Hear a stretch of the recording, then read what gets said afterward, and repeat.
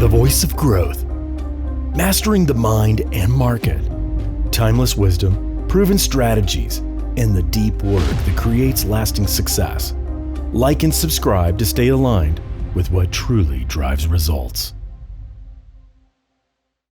Welcome to the Voice of Growth podcast, Mastering the Mind and Market. My name is Manny Teran, and I'm your host.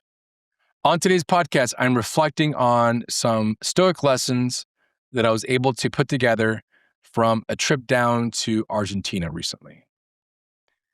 I was initially intending to record a few podcasts on location, but the more time we were down there, the more I realized there are so many lessons that I wanted to make sure to coalesce these lessons in a way that was manageable for our audience, you. So I decided to do that. There'll be lots of B-roll video that I took, and man, there was so many lessons to share. The first of which is only focus on what you can control. And this is a lesson that comes in two forms. The part A was all about the flight down there, which should have been a 15-hour trek, Tucson to Dallas, layover in Dallas, Dallas to Buenos Aires. Should have been easy. I've done that flight many times before. Turned out to be a 36, 40-hour legacy damn journey. Whereas we were coming down to touchdown in Dallas-Fort Worth. There was weather, so we got diverted to San Antonio. We're there in San Antonio. There are no flights to go to Dallas, so that got postponed. And eventually there was a flight from San Antonio to Dallas, but it would land after our flight from Dallas to Buenos Aires would leave. So we decided to rent a car and drive up there in the middle of the night. It's like a 4.5 hour drive. We get there, we get a few hours of sleep. I got a hotel. The next morning, we rushed to the airport. Turns out that they rebooked and basically took that same flight. It was canceled completely, so they moved it to the next day. Long story short is that we ended up having to wait like 8 hours at the airport. Then when we're in the plane finally on the runway about to take off, there's some mechanical issue. So we had to turn around, go back, unboard, deboard, and wait for another plane. So it was a huge saga, and it brought to crystal clarity the fact that we can't control things like this. We can only control how we react to them. Me being a practicing Stoic for so long, I recognized these things and I took it for what it was. I had a beer. I hung out. I did some reading. I people watched. I laughed with my family, whatever. But other people were just so irate and they just couldn't handle it. And I understand. I mean, this is something that is frustrating, but I've done a lot of work over the years to separate myself from that. And so we took it at stride. We eventually got on board. We eventually got to Buenos Aires, and we missed basically a whole day that we expected to be there. But what else could we have done? Matter of fact, I'm glad that they recognized this mechanical issue and took care of it rather than be up in the sky and have things play out such that maybe I wouldn't be here today sharing these stories with you. So taking it at stride. The other piece of this, and actually I'm going to share this Stoic lesson first, this from Epictetus. He says, the chief task in life is simply this: identify and separate matters so that I can clearly to myself say which are externals and which are under my control. Essentially, things we can control, things we cannot. The other piece of this first lesson is about the economic madness that Argentina has dealt with over the last 80 years. Political unrest, economic unrest, market shifts, regimes coming in, dictators. You've got military coups, and you even got the current president, Milei, with his austerity measures, cutting lots of government bureaucracy to the detriment of most of the everyday Argentinians. I have a tendency, part of my personality, to talk to lots of people. So I took it upon myself to have conversations with every taxi driver, every Uber driver, people who were hanging out at the bars or whatever, to understand kind of their daily life. And they all had a sense of, well, that's the government. Yeah, it sucks, but I'm living anyway. And that's the way that we should consider it. They have had so much uncertainty and with runaway inflation, military coups, all the madness, that they just live their lives. They start families. They buy a car. They live their lives. And so I see a lot of people, especially entrepreneurs, especially A-type people, that have so much frustration because they cannot control the market. They cannot control the customer. They cannot control so many things that they start to burn a hole in their stomach thinking about what they can't control. Hey, listen, things are going to happen at the government level. You just live on. You make your decisions based on what you can control. You can't control the government. You can't control the market, but you can control what you think about it. You can't control, at least to some degree, your employees, what you're going to work on. What's the market doing? I don't know. But here's how we're going to react to that so we are able to catch that wave and ride it versus digging in our heels and saying we're not going to do anything and we're going to let these markets pass us by.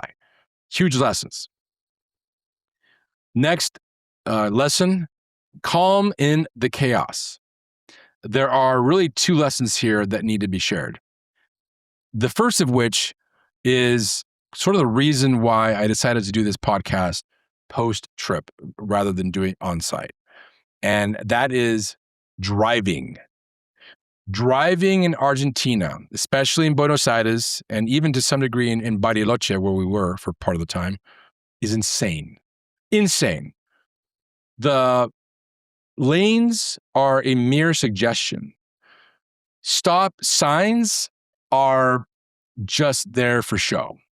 You're cruising down the middle of Buenos Aires, and the way it goes is whoever gets to an intersection fastest with your sort of other cars with you is who has control of that intersection.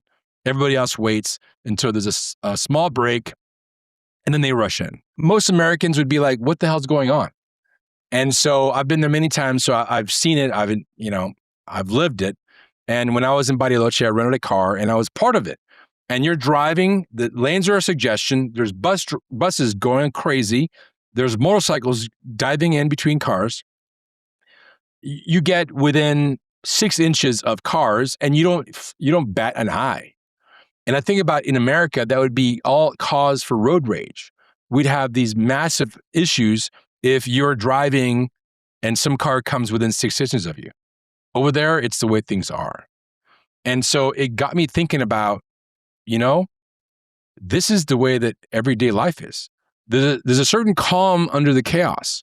And that calm is the way that things are. The second part of this lesson is just in general, how Argentinians live in the chaos. The city of Buenos Aires is massive. It's like 16 million people around the metro area. The entire country is about 46 million. And so you have all these people living in a tight space. You have high rises everywhere. You have apartments everywhere. And there's this chaos seemingly about living there. But then at every street corner, there's a cafe and there's people having their café con leche and their mate, which I'll come to in a second, and just hanging out.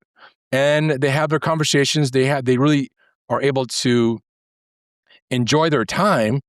And in doing so, they're able to live their life, and then they get back into the chaos.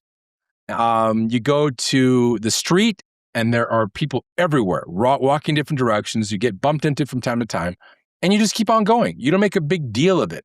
Whereas other cultures, we have this really heavy ego-driven way about us that we want to really say, you know what? This is my space, and I want things orderly in this way, and da-da-da, and it's very ego-driven. Whereas instead, if you have a mentality of, you know what, I'm part of the chaos. I'm part of it. I'm going to get into it, ride through it, and eventually I'm going to go to my safe space, my calm space, and be okay with that.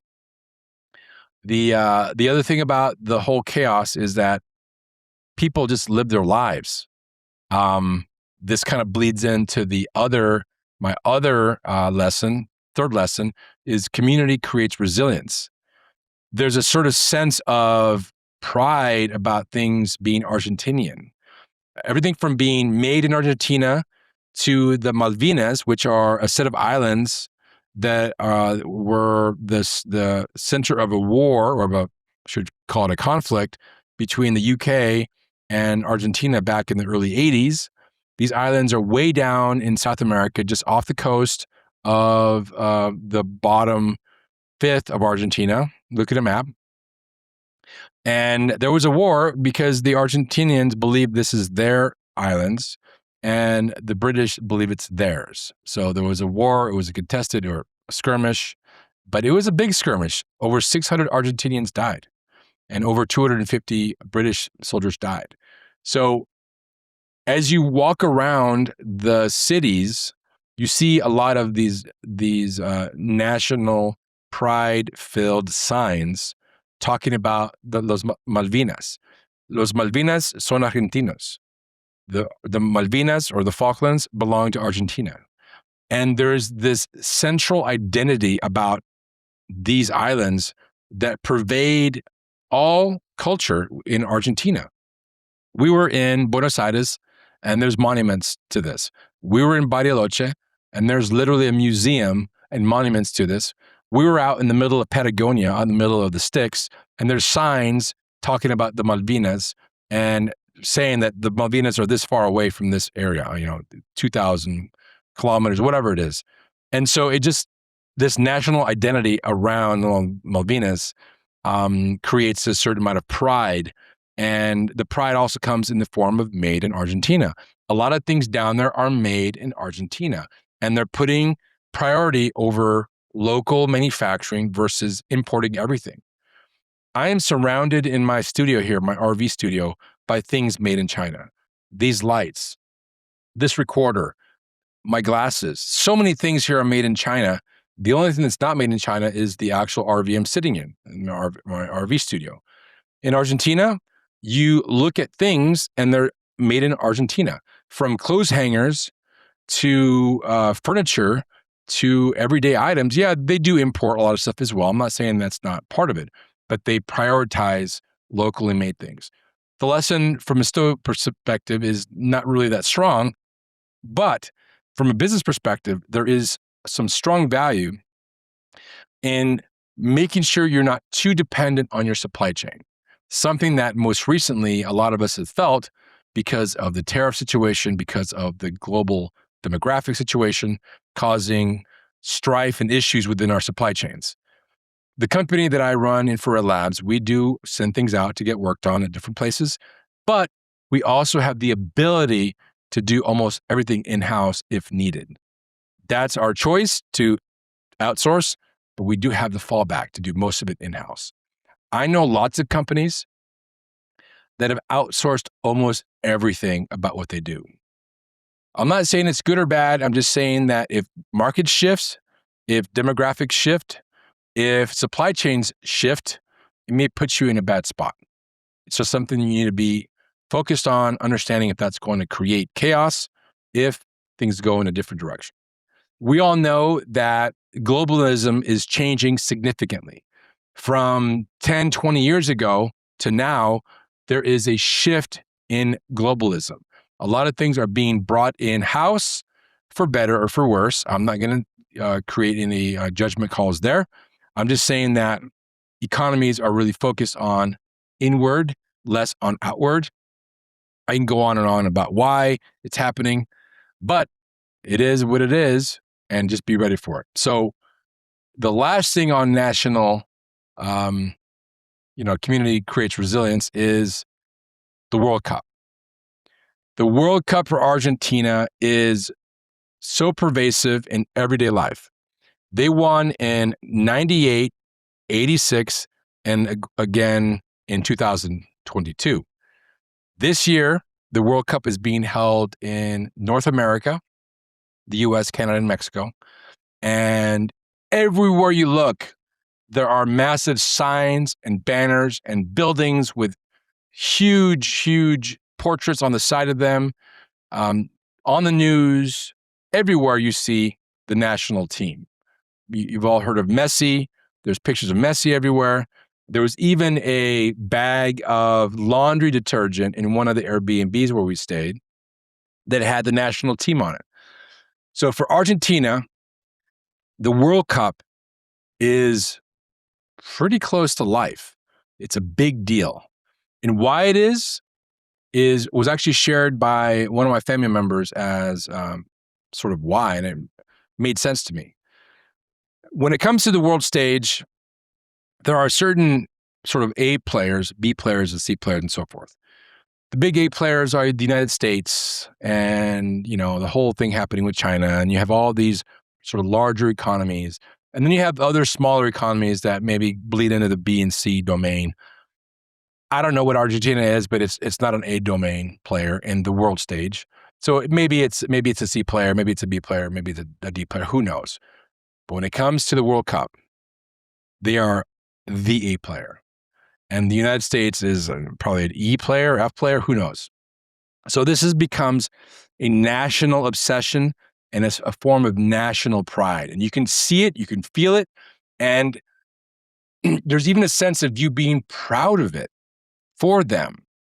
I'm not a huge soccer guy or football guy per se, but I can feel the national pride and I lean into it. My children are half Argentinian. And during the last World Cup, I was there when we saw the final game where they won and became world champions again for the third time. And it was such a poignant moment that they became my team too. I'm a hardcore US guy and all this, but when it comes to soccer, football, I've got a soft place in my heart for the Argentinian team. You can see that in the nationalism. The lesson here for business is really about understanding the dynamic of the customer. If your customer feels the way about your product the way the Argentinians feel about the World Cup, you're going to be making money hand over fist. And so the idea is to find opportunities to have a product or service that has that kind of allegiance, and you'll be wildly successful if you do. Obviously, the idea of the World Cup is very much a global situation, but nowhere like it is in Argentina. And it was really cool to see that. Number 4, slow down to see clearly. Okay, what does that mean? What do I have here?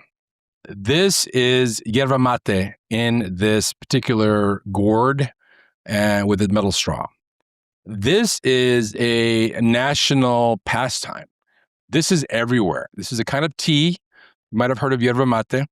And it is everywhere. In the parks, there's people hanging out with their mate, pouring hot water into it, and then drinking it. It is everywhere. We visited my ex-wife high school, and I looked into one of the rooms, and there was high school kids drinking their mate.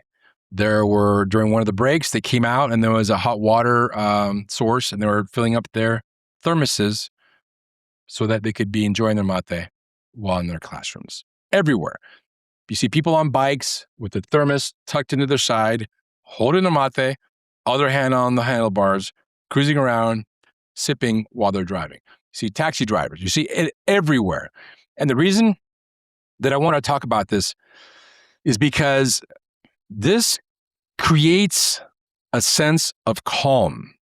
Now, physically, the material, the yerba mate, is a slight stimulant. It has a kind of caffeine. And so in that sense, it's like coffee culture, but this is extreme. And what I mean by saying that it slowed down to see clearly is that people drink this as a central community statement. They're sitting around with other people enjoying their mate. They're talking, they're conversing. Yeah, they might be on the phone from time to time, but they're centrally, this is part of the culture. You see people at coffee shops drinking their coffee, like café con leche, sitting down, I mentioned earlier, before they go out and into the chaos. There is so much to be said about slowing down. Man, for me, going down to Argentina for a couple of weeks was a stark slowdown from the way I typically live my life. And by the way, I don't live my life that crazy. I'm not as I used to when I had my former company. And before I recognized the power of slowing down, man, I was up at 6 and I was working all the way till 9 at night and 10. It was crazy. And I was really wearing myself down. Now that I understand that when you actually slow down, you gain so much power. Napoleon would tell, by the way, Napoleon was one of the most brilliant strategists ever known in war. No one's going to contest that. There's a handful of others that might be in that upper echelon, but he was there. He would tell his generals, slow down, I'm in a hurry. The idea of haste makes waste. Haste does make waste. If you are in a frenzy trying to get things done, you're going to make mistakes. Your quality is going to suffer. But you take time to slow down, it will do nothing but help you in what you're doing to move faster overall. Now, the mate for me was that lesson, to slow down. And I have consumed this for a long time, but the gourd I had most recently began to leak, and the other gourd I had was sort of would tip over, so I didn't have a way to drink it. Picked one up, and so I'm really happy that I did that because I too enjoy the bitter flavor of it, and I enjoyed the idea of this ritual, and it helps me to slow down. The other part of slowing down to see clearly had to do with our trip down to Bariloche. Bariloche is way down in Patagonia. Patagonia is a region, much like we refer to as the Rockies. It's a region down in Argentina that is strikingly beautiful. We were in Bariloche, which is heavily influenced by a lot of German and Eastern Europe culture and architecture that is so beautiful and just blows your mind. There was a bunch of lakes up there there's actually a drive, the 7-Lake Tour. The Nahuel Huapi is this massive lake down there, right adjacent to Bariloche, and stunningly beautiful, breathtakingly beautiful. Pulling up to these lakes, the one called Espejo Lake, which is Mirror Lake, and just my jaw dropped at, is this even real? I was blown away by the still water backdropped against the sky, looks like a mirror. And I always recharge in nature, but this was like a supercharged recharge in nature. I just wanted to share that, the Stillness series I did a while ago last year, my podcast, might be a good time to revisit that. Even for me, I'm going to revisit that. And I really gained a lot of perspective of life. We hustle, we bustle, but when you go to nature and you just sit in it and you absorb it and let it absorb you, more importantly, then it fills your soul again and it recharges it. It's like a fresh charge on your phone. It gives you a sense of peace. Man, I got so much peace from my time in Bariloche. And I really thought that this is something I want to share with the audience. I was just blown away. And so take the time to go out in nature if you can. And even when I was in the big city of Buenos Aires, there were parks. There was the riverside. Actually, it's a seaside, but it's kind of like a big bay there. There was moments when you could find a sense of peace as well, which brings me to my last lesson, which is life is happening for us. And the idea is that we have a tendency to believe that something will happen someday. Someday, this or someday that. But when I was down there, I visited something called the Recoleta which is a neighborhood, and there's a cemetery called the Recoleta Cemetery that is eye-opening. Every time I go down there, I visit this cemetery. Why? Because it is such a testament to honoring life through death that the lesson could be made more clear. Some of these mausoleums are millions of dollars by families that spend over the generations.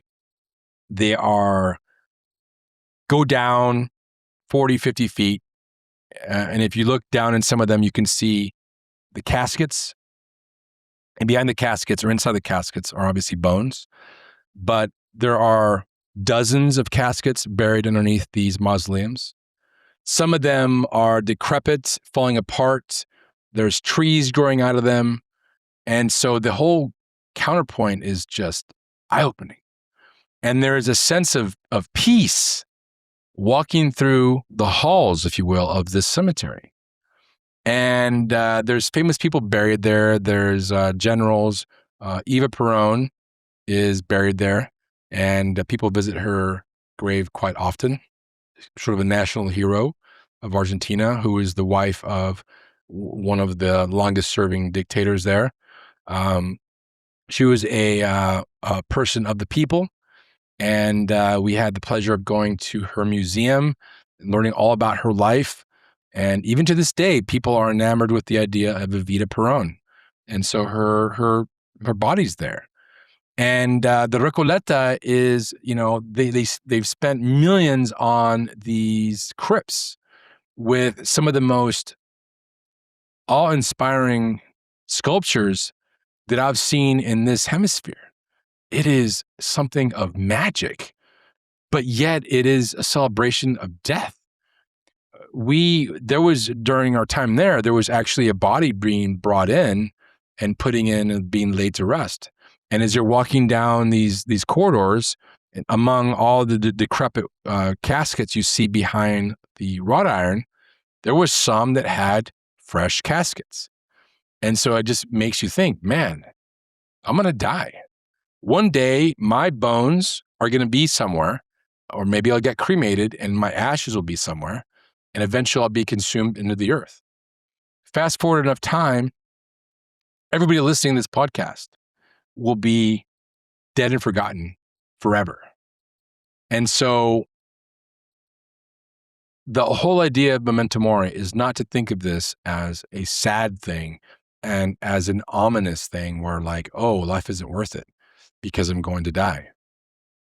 If you flip the idea, life is worth it because I'm going to die. I'm enjoying these things in life. I love doing this podcast. I love drinking mate. I love eating Argentinian steak. This is a part of their culture as well. I love grilling, and being of Mexican heritage, carne asadas. The Argentinians have their own form called a parrilla. It's basically a grill, and this is a sense of national pride as well. So going down there and having some of their beef, which is among the best in the world, was something else that really brings me a lot of joy because I love eating. I also love being healthy. And a lot of people were running and exercising, and so that was nice to see. So to sort of bring this to an end, a bit of rambling today, but nonetheless, I wanted to share all these little Stoic lessons that remember you will die. Remember that you have one life to live. Stop postponing what you want to do for life. And all this against the backdrop of only focus on what you can control. It shouldn't be seen as a rigid straight line where you're born and then you're racing to die. Life is beautiful. Life should be celebrated. Relationships should be cultivated. And even if it's a simple conversation with somebody at the coffee shop or your Uber driver, take the time to get to know them. I guarantee that it will fill you up with a sense of joy and happiness and peace, as well as them. And these are all elements that I use every day to try to make myself a better leader, a better communicator, a better empath. Because in the end, I'm not only a human being, but I'm also a business leader. And if I understand people, it will help me more in business, in relationships with my employees, relationships with my clients, and with my vendors, and with my community. And isn't that what it's all about? Being able to create your own community. And if you're able to do so with a sense of joy and calm and cultivate that, that's what it's all about. Thanks for your time. Cheers.